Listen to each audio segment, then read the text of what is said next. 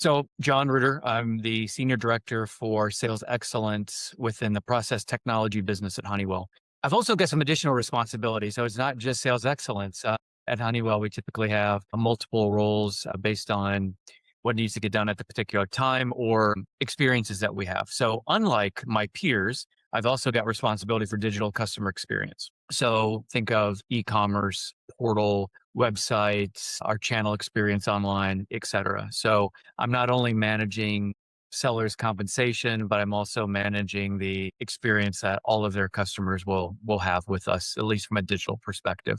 So it's very unique at Honeywell. I've been with the company going on my 10th year. I actually started in e-commerce and I did that for a while and built an e-commerce business within one of our businesses and then transitioned to an IT role, which going from more of a marketing background to an IT background seems a little strange. However, that role was focused on commercial excellence, customer experience. So it was a natural progression. And at the time, it sounded like a great idea and something just another challenge, another chapter in a book, so to speak. And started that role as an individual contributor at the director level, built a team and was there for a few years and then went actually back into marketing and led the digital marketing team. And so everything that we're doing from a marketing automation perspective, lead management, trying to work with sales to make improvements. Sales always likes to push back, at least here, push back on the lead quality and what their role is in that process. And did that for a while and then transitioned into the sales excellence role. So I've been in the current position about a year and a half. Given my past background in e-commerce, digital, IT, et cetera, that's why it made sense for me to take on the digital customer experience initiatives as well. And that's relatively new. And I'm in the process of building a team to help with that. Digital customer experience is not just a website. It's not just sending a lead. It's not just a magical e-commerce transaction that happens, but it's actually a business and we've got to staff it and run it as such. So that's taking up a lot of time right now is just to build people under the leader that I have for that part of my role. So let's back up a second. Yeah. And you said process solutions. What does that mean? What do you do? What's the products that are sold? Who do you service? What are kind of your target Yeah. audiences? Because it's probably a little bit different than more traditional Honeywell businesses where you do have an e-commerce portion. So talk a Mhm. little bit about like what that means and what the products are and primarily the markets and industries in which they serve. Yeah. So Honeywell now has a buildings business and it has industrial automation, process automation, and then process technology. So process technology is what I represent. We are primarily selling to oil and gas and both traditional, but also renewables and, or what we now refer to as low carbon energy. That would encompass things like carbon capture, blue hydrogen, green hydrogen, sustainable aviation fuel, kind of the direction that we really need to go as, as a planet. But all it's good business, right? But we've got a lot of, I would say, momentum maybe outside of the States at this point. But those are projects that are really geared toward renewable energies. Then the bigger part of our business is traditional oil and gas. And we are literally working with every government in the world that we can work with and the various ministries as well as large companies like ExxonMobil, Shell, Total, Valero, the ones that you would typically expect. But you will see us virtually everywhere. We were one of the first back into Syria. We actually had a recent win in Syria. Obviously, Venezuela would probably be an opportunity for us. We're working with Iraqi government all across Asia. You basically a company or a country that we can work with. We are there in some capacity, which presents its challenges, right? Obviously, very interesting to learn about these different government agencies, what they need and ministries, but also managing a global team. My team is around the world. It's kind of a 24/7 role. I've got people in region to support those sales teams. There is no day that's very similar. Now, a lot of people will say, "Oh yeah, every day is different." Literally in this role, every day is different. You're never quite sure what's going to happen and what geopolitical changes or geopolitical drama happens that impacts your day to day and things that we have to do real time pivoting. Middle East, obviously, and conflict that there has created some disruption. It's also created some opportunity. And so trying to effectively manage that while keeping teams safe. And obviously that's the number one goal. But then it's going to be, hey, how do we get back in quickly? How do we help our customers is what it comes down to. But yes, Process technology business is a traditional oil and gas, primarily serving the largest customers you can think of from an oil and gas perspective. So you would say your job is pretty easy, is what I'm hearing. Yeah, it's fun, right? It's unique, right? In that I touch a lot of facets of, so when I talk about sales excellence, I it sounds kind of nebulous. What does that mean? That's sales operations, pipeline build, for example, managing seller KPIs. We try not to be the metrics police, but there are certain KPIs that are good leading indicators and lagging indicators of sales success. Our goal is to help them be successful. I am sales excellence. I am not VP GM excellence or business excellence. I am here to serve our sales team. So we've got the operations piece, which is what do we need to do to help them be successful? We've got sales enablement and training within my team, and then also sales incentive planning. So basically, the seller compensation, the variable portion of their pay, my team manages. And then, of course, you ladder in the digital customer experience, or DCX as we call it.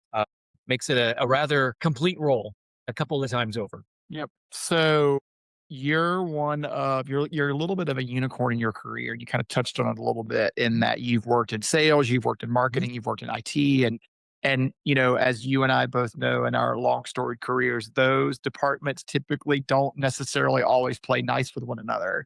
And so, what's kind of the thing that you hear these teams having, what conversations they're having that are the wrong ones? And what could you see kind of take place because you've been in kind of all three of those rooms simultaneously? Mhm. What are the typical wrong conversations that these types of teams are having in a large multinational like you're leading? Yeah, and I think there's a few answers here. And so just think of one aspect is do we have the right technology or not? And technology always comes up. And you will have, and I'm going to put business teams in here as well, right? So Sure. I've represented a lot of functions. Those functions are typically working with the business, right? I use that in air quotes, which is business leadership. They might own the P&L. They're trying to open new markets, reach some type of goal that's usually around sales, revenue, expanding their footprint in some way. And a lot of times the conversation comes back to technology. And do we have the right technology? Do we need different technology? Do we need, the latest, let's say, bell or whistle that's out there? And that's one of the things that I've learned, I think, being both leading e-commerce, supporting sales teams, being in technology it's not real, or in being in IT, it's not always about the technology. A lot of times it's about the adoption of what you already have. It's taking advantage of what you have already purchased and you have put into your technology stack. It's not about ripping and replacing. And I know that is very common and typical, and leaders come in and say, we need this. But in many cases, it's you already have that in place, but you may not have trained people properly. You may not have integrated it properly within your infrastructure. So marketing automation is great, but if it's not integrated with your CRM, it's dead on arrival. I'll So say true. account-based marketing, right, is a great thing. But again, if it's not integrated with your marketing automation platform, it's not integrated with your CRM, it's not going to work really well. There's no doubt And about it. so somebody will say, oh my gosh, we don't have the right ABM platform. Well, no, the ABM platforms are immaterial. It's how have you brought that into your system? How have you trained people to use it? Do you have the content to feed it? And so we get lost sometimes in the big picture, or like that they're trying to solve for the big picture and say, do we have the right technology? Where they should be asking the question, are we using the technology properly? Have we trained our teams on how to use it? Do we have the content to feed it? And I feel like that gets lost sometimes. And so I've seen it from both sides. And, that's one thing. I think there's a second, a fear of failure almost as well, and being left behind. And so, oh my gosh, we're going to take on e-commerce. In my business, it is not a natural e-commerce fit. It's not a natural Right. customer base or products. We do have some that fit for e-commerce, but we get lost sometimes in needing 10 different things that e-commerce needs to do. Well, it doesn't need to do all those 10 things. It just needs to work. It just needs to be available when customers want it. It needs to have their product, the information, their SKU that they're looking for, the correct price, very basic things. It doesn't need to have the 5 or 6 or 7 or 8 or 10 bells and whistles that Amazon has. We're not Amazon. We're not going to be Amazon. We can learn from them in terms of some of the process and the great things that they've done. However, we're never going to emulate them exactly. Our customers want accurate information. They want to be able to easily find it and place their order. And so whatever we can do to remove friction is going to be important. But that's not a cool conversation to have internally with leadership, right? Right. Is removing friction. It's about, well, do we have, I don't know, who's our search company, right? Like, should they care who we're using for search, or should search just work? To me, it should just work. Don't worry about what vendor or platform or partner we have. Let's just take what we've got and make it work really well for our customers. And so I think that's I think a big area where sometimes we have that disconnect. I think another area is just schedule and process. And I think that's where the IT side is really important, is that we have milestones to hit. We have a certain amount of budget funding. We have a plan, right? In theory, you're building a really strong plan as you go in. We use Agile here at Honeywell, and you have a sprint plan, and you have so many story points, and that's it. And here's what we're going to try to, let's just say we're going to build an e-commerce platform like from scratch. What are all the things that we need to do? It's really not helpful when you have leadership come in and say, "Oh, well, how about this thing?" Well, no, that's out of scope. That's not something that we're trying Happens to develop all right the now. time. Yep. Exactly. It creates risk. It takes you off track. You start missing schedule. You get behind. Start spending more money to catch up, and then you potentially delivered something that maybe isn't. They don't think it meets their expectations. So I think it's really important, and part of the role I have right now is protecting my team, so to speak, being somebody that can work with them as we do sprint demos, for example, and help make sure that as leaders see what we're presenting, that we keep it on track, we keep them grounded. Here is what we are showing you today. Here is a step in the journey to deliver against the overall project, but don't get us off target, don't get us off track. This is, we're gonna stay on this path. And I've seen too many times where things get interjected, right? And it just creates a little bit of chaos. People aren't sure what to do, slows things down. If you slow things down, you miss schedule, that means more money. Simple as that. And you're not going to get the benefits, the return on that original investment. Yep. Yeah, you're spot on. And, every time I've been in the seat, it's always they want to have the new shiny technology solve the problem. And you're absolutely right in that the technology is not going to solve a problem of which you don't really know how it's working today. And you're throwing good technology into a bad process. And it's so true. And I've seen it happen in my career, and certainly with my clients. They're like, "Hey, let's just go buy this new thing and let's just hope it'll solve the world's problems." And you and I both know that's just not how it works. That's very, very accurate observations there. So you've watched transformation initiatives get approved, funded, and then quietly die. What's the thing that kills them that nobody puts in the postmortem? What do industrial buyers actually want from a digital channel that companies selling to them consistently get wrong? Well, so let me come to an example. So a Yep. real world example. Several years ago, when I was trying to build an e-commerce business with one of our within one of our businesses, and we were doing site visits. So we spent about a week traveling to different refineries and places where maybe you're not necessarily expecting digital, e-commerce to happen. But we were building a parts business, so that makes sense for e-commerce. And so we were interviewing different folks at these companies, and these are some of the largest companies in the world. And I would ask them, so, okay, you need a part. How do you know it's been ordered? Like, what is the process? And like, oh, when it shows up on my desk, I know it was ordered. Well, that Yep. doesn't sound very, as a process engineer and somebody that's trying to fix something in a plant, or, maybe replace a part that they use and they don't have any safety stock, that's not super effective for them to do their job if they don't have any way to track that order, or maybe to place that order on their own, just waiting for it to magically show up one day. They know the process went through. And so I think that comes down to access to information and data. Our customers are not, as I kind of come back to a point from the beginning, they're looking for an experience similar to Amazon in that it's easy to use. Sure. They're not necessarily looking for, comparing this part against that part.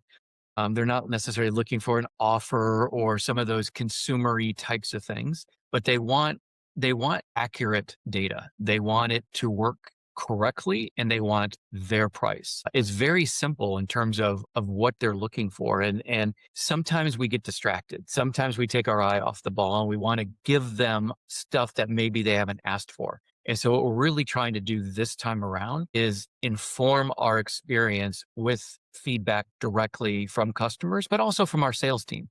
Our So sales team has important. great information, right? Sure. They're the ones who are working with our customers day to day. You guys tell us what's needed and let us go work it, design it in, and make sure it's working effectively. But it's very basic, Curran. It really comes down to master data, making sure the data that you have internally is correct, accurate. You've got the pricing, you've got lead times, because our industrial customers are looking to save some time. They're looking to make it easy. Can they pick up the phone and call somebody or send an email? Sure, but they're not always doing that during the normal business hours, right? And maybe they do need to place that order. Something happens, there are things that go down and go wrong all the time. It happened on a weekend. Well, what are they going to do? Are they going to pick up the phone and get somebody in customer support? Not No, unlikely on a not a Saturday, chance. right? Yeah, not a chance. But if they can go online and do a little troubleshooting and like, oh, I need this part, they can find it. Okay, great. I'm going to get it next week. Fantastic. We've solved a need, right? We've made it very easy for them to transact with us. A lot of times, Corinne, I think we get distracted by e-commerce because that's a cool thing to talk about, but it's almost as important for us to be able, or if not more important for us to be able to have a really good experience for customers to get data sheets, technical specifications, user manuals, status of orders, right? Just like, oh, hey, I placed that order 2 days ago. Where is it? Has it been picked up? Is it en route? Is it on a ship someplace? When am I going to get it? That's information that they use day in and day out. They might have to place an order once a month, but they might need access to a data sheet or how to handle hazardous material on a daily basis. Or they might have new hires that come in. Where do I go? How do I get up to speed? That information is not as interesting to talk to executives about. However, that's what our customers need. And so we have to think about providing this ecosystem, as I call it, right? It's the entire offering. It's easy access to a portal, getting the information that they need. If they're going to place an order, fantastic. Let's make that work. But let's solve all the other needs that they have as well, which is more around information and data. Yeah, and it always astonishes me that companies don't prioritize it. It's they always take an internal viewpoint of like, oh yeah, they don't need that, or they don't need it when they need it, and we just don't make it easy for them. And it's so true. And I've seen it time and time and time and Mhm. time again. And I think that the companies that are going to be successful in this digital space, and it's getting more digital by the minute, that prioritize that, I think are going to have a competitive advantage, no doubt about it. Okay. You've sat in the demand generation seat Mhm. and the sales excellence seat. Okay. Which one has the more accurate picture of why deals close? And why does the other one refuse to believe it? Yeah, that's a good one. It kind of, comes up on a regular basis. I think so, from a marketing perspective, sales perspective. So I'm going to bounce around here and talk about a couple Yeah, of go different for it. items that are related. So when it comes to sales, right, that is a sales and marketing task. When it comes to lead management, that is sales and marketing. It's not just marketing doing something. It's not just sales something. You've got to have that handshake. And I think I've had different appreciations for what the other needs to go through, depending upon what side of the fence that I was on. Now I think I'm a pretty good bridge to cut through or to fix that gap that exists. The marketing team is typically about numbers, metrics, etc. Unfortunately, I feel like the marketing team often has to justify what they do on a regular basis, and they have to have numbers to prove it. All day, every day. Whereas we should be looking at marketing to as an integral function, an integral part of what we do day in and day out, whether it's leading events, it's creating campaigns. Yes, we're always going to want to track how we do, what we can do differently, how we can do it better. Hey, that LinkedIn campaign that we did 2 months ago, why can't we achieve the same results? What are we doing differently? Or how do we go back and get something similar? And it always tends to be around this. What have you done for me lately? How many leads have you generated? So marketing is about numbers. The sales team is also about numbers. However, they want it to be served up on a platter often. We can't always do that from a marketing perspective. I would like us to do a bit better. Oftentimes, and this is something that does not come up a lot, Curran, I don't think you're going to see or have too many sellers tell you that they are hesitant to reach out to cold leads or cold call or reach out to a lead that has just a little bit of information. That to me, that means maybe they're not really the right person to be in sales, because I think you do have to be a little bit, flexible. Not every lead is perfect. Certainly from a marketing perspective, not every lead we send over is great. However, typically there's good information in there, right? We have a name, we have an email address, we have, let's say, a title, we have a little bit of understanding about the product. But if it's somebody that sales has not talked to in the past, it's a new company, they're hesitant many times. How do you bridge that? That's something that we've been working on. Is that a training effort, right? And so do we need to help coach our sellers on how to effectively communicate? Sounds silly, maybe something that you wouldn't typically think about, but it has come up more often than I would like. And so sometimes when sellers are pushing back on leads and following up, it's not because they don't believe the lead is good. They just aren't comfortable doing it. And so a lot of times the leads are deemed not good enough, right? Because it's not perfect. I don't know how many times you're going to have a perfect lead unless you've actually gone to the event, you shook that person's hand, you got their information, they've said, yes, please call me tomorrow, right? That's true. That, sure. Other than that, it's never going to be perfect. But if you want to grow, what we've tried to do is have our sellers think about their hitting their quotas. Think about President's Club. Think about some of the recognition that's out there, the compensation. If they overachieve on their quota, they have an accelerated pay curve, right? So it's in their best interest to do everything possible to drive their business. And it's like owning their own little business, right? And the more that they can do, the chances of those rewards, grow. And so we're trying to spin that conversation, not be hitting them over the head saying, you got to follow up on your lead because I have a metric and I'm going to measure you on that KPI. It's more like, do you want to go to President's Club? Do you want to, instead of 100% attainment, what if you were 110% attainment? Because 110% attainment equals like 125% payout, right? So there are reasons why they should follow up on all those leads. But I think you get into this kind of constant, I don't want to say battle because that's maybe overstretching it a little bit, but this Conflict. conflict, yeah, it's a good word, right? Where sales looks at marketing, they're just looking at sheer number of leads that they're generating, and marketing looks at sales like, hey, this is part of your job. Why aren't you doing this? And without really taking a step back to understand where are the gaps, what's going on, and maybe it's a training issue. It might be as simple as that.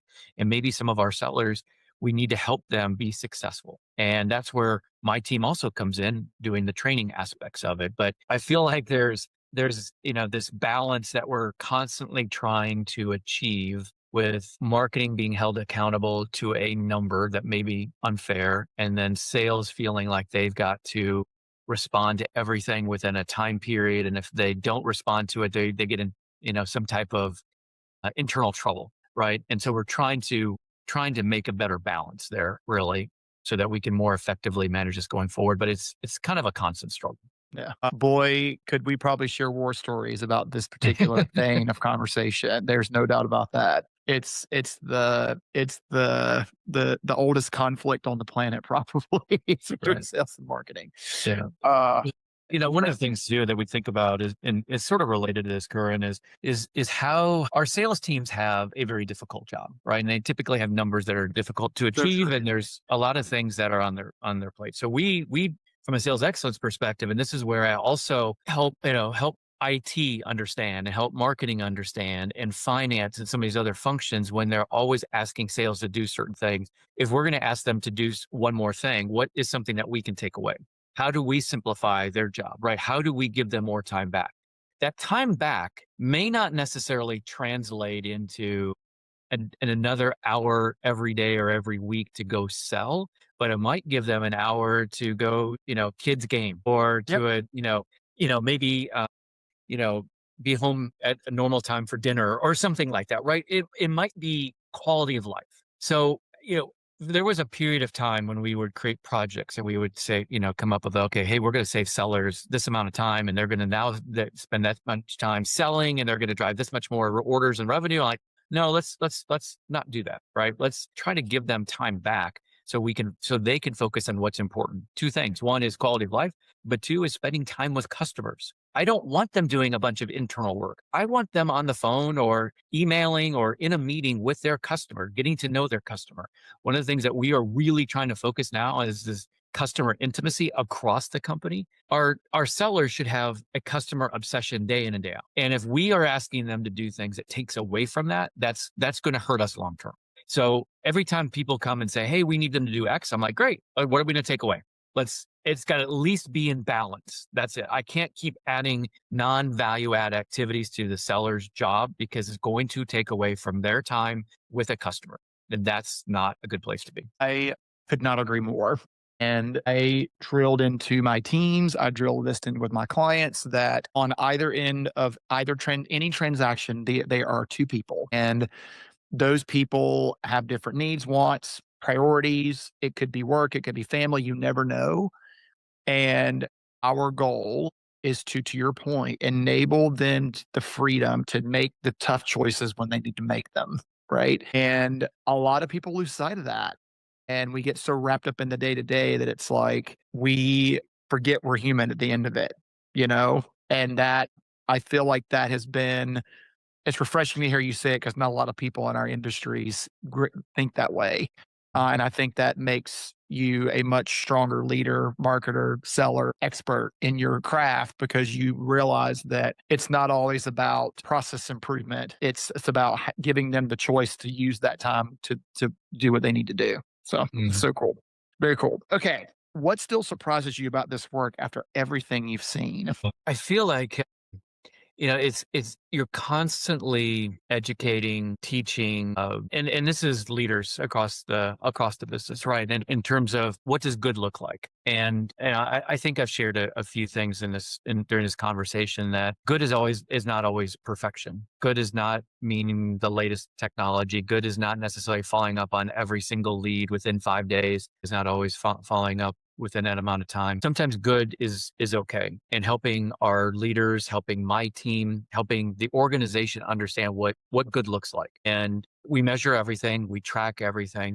There is no possible way to hit every metric perfectly. And Nope. so you've got to identify those that are really important and let some of the others slide. It doesn't mean that they're sliding to the point where it's negatively impacting the business, but do I need to pulse all of our sellers on 10 KPIs every week? No, I don't need to do that. There are a couple that make a lot of sense. At the end of the day, do we have pipeline, right? Do we have enough pipeline to cover what our plan is going to be? Do we have confidence that we're going to be able to close that pipeline, that we're going to progress it?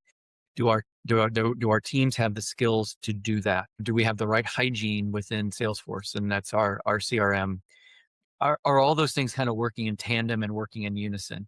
And if so, you know, I feel like we're going to set ourselves up for success. And if there's two or three other things that we can do is kind of icing on the top, right? It's just we are limited in the number of things we can focus on, the number of things that we can do in any day, any week, any month. But we've got to really, I would say, ruthlessly prioritize those that are important. And part of my job is to help people stay grounded.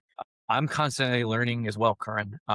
As I change jobs and roles, and as I get more familiar with what I'm doing in this particular role, I evolve, right? And it's a constant evolution. And I don't know if people pay enough attention to the fact that we are, honestly evolving all the time. And what we thought was great 6 months ago may not be quite what we need right now, or maybe we Or need even to go in a three different. weeks ago. Exactly. Yeah. A different track, and that's okay. I think is if you're evolving, learning, getting smarter, that is a big part of today's world. And 2 years ago we weren't really worried about AI as an example, right? And so Yeah. now it's like not so much a worry, it's how do you effectively use it? And how does our playbook change? And what can we do differently to support sales? And how is marketing effectively using it? And there's going to be something else that we worry about a year from now, 2 years from now, whenever it is, right? And I think we need to be able to constantly reprioritize, pivot, depending upon what happens to be going on at that particular time. And I think my background, the different experiences I've had, the different roles, not only at Honeywell, but before Honeywell, helps me maybe pivot a little quicker, a little easier, or consider a different alternative that maybe yesterday we weren't thinking about, but now today we have to. And so if I can help my team come along for that ride and that journey and some of the other functional areas so that we can be more, we can pivot quicker, that's just going to help the business in general. Yeah. That's awesome. Do they have you on town halls or in content external? Because dude, this is all you are a natural. Like they need to have you on stage, dude. Like this was great. Like A you're little bit here and there, sales really kickoffs good.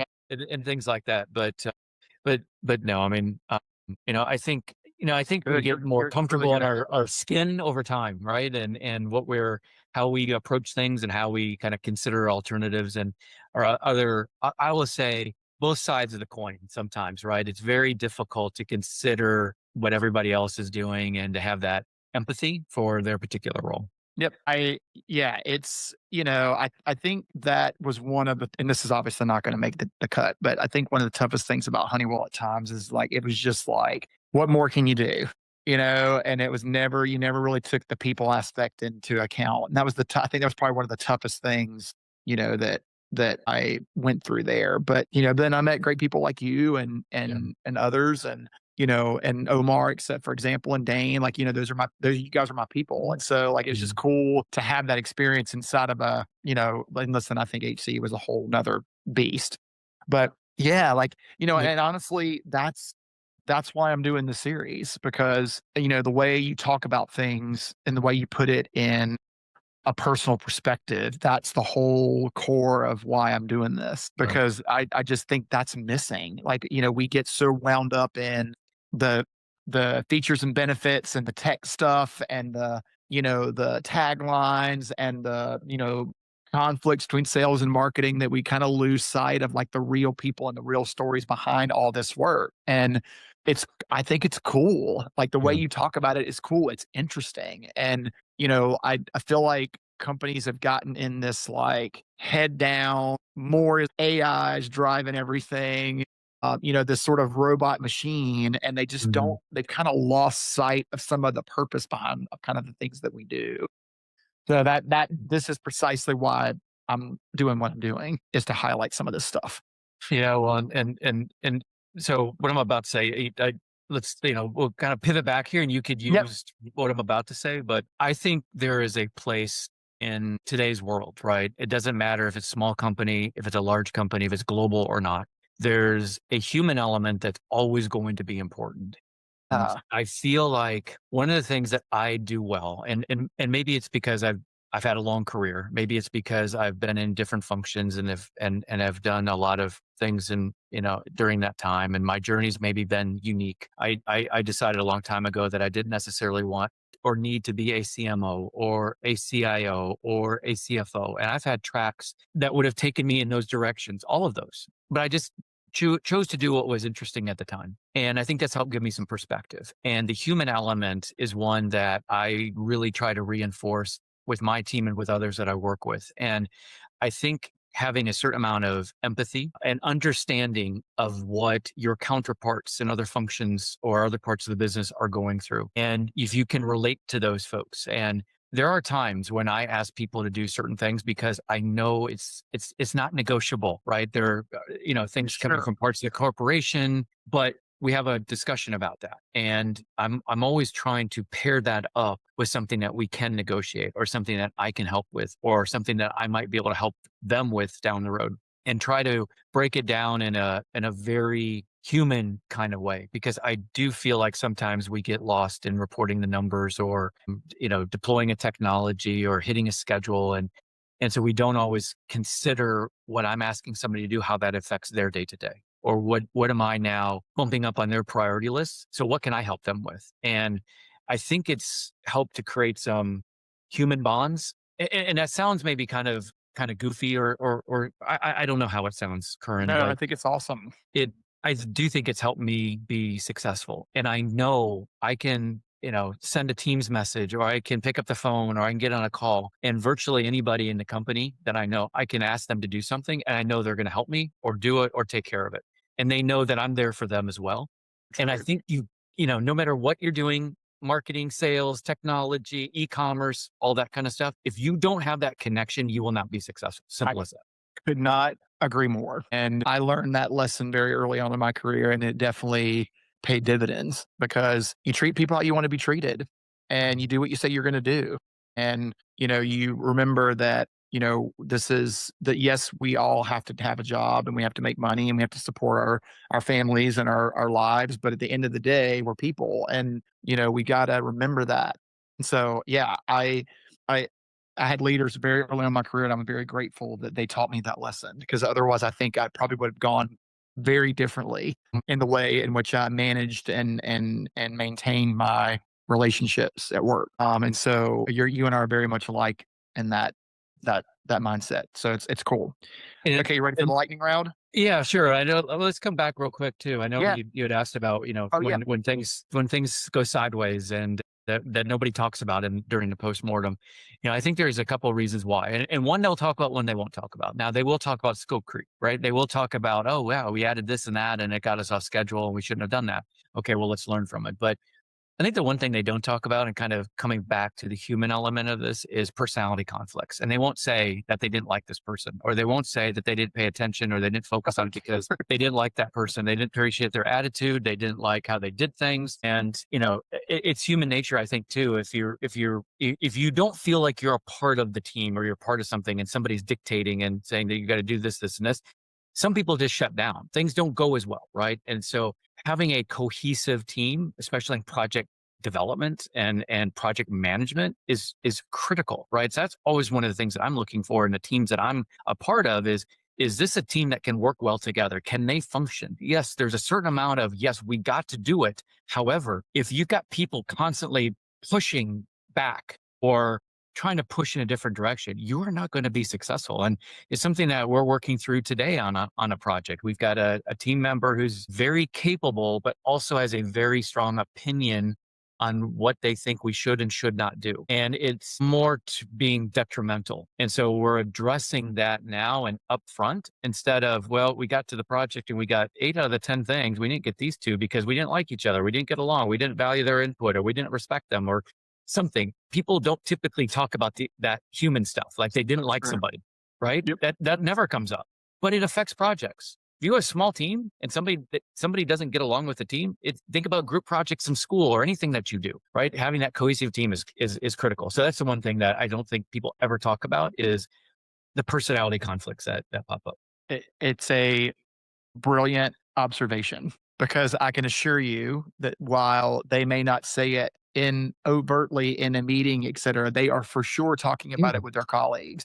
Oh, And that absolutely. then that impacts the work because then now you're using your perception of someone and framing somebody else's perception. It just kind of poisons the well. And so it's such a brilliant observation and more importantly, a critical way to handle it so that it does not proliferate through the rest of the team and the work because it has measurable impact on the end result for sure. And wasting time on things that are not value add. So Right. anyway, All okay, right. lightning round. Li- Okay. Live wire. So this is quick. First thing that comes to your head, and then we're going to end with a fun one. All right. So you've been the sales and the marketing person. Which job is actually harder? I think marketing is harder internally. You've got to do more to prove why you're in the role that you're in and what your success looks like and you've got to prove how you're doing a good job. Whereas in sales, if you hit your number, people assume you're doing a good job. Marketing, it's a lot less specific. I'm going to get t-shirts printed with that on it because I'm a marketing person. I wholeheartedly agree. I wholeheartedly agree. Finish this sentence. The reason most industrial companies have a bad website is not the budget, it's blank. A lack of understanding the technology. Yeah. And their customer. Yeah.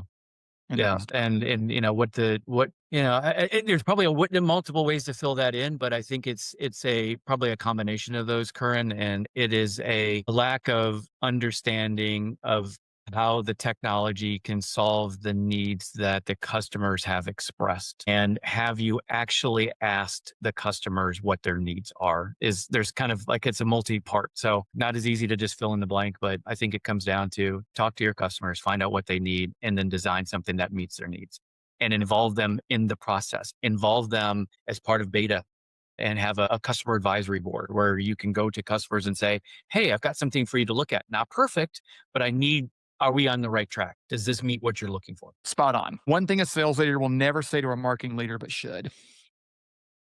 Yeah.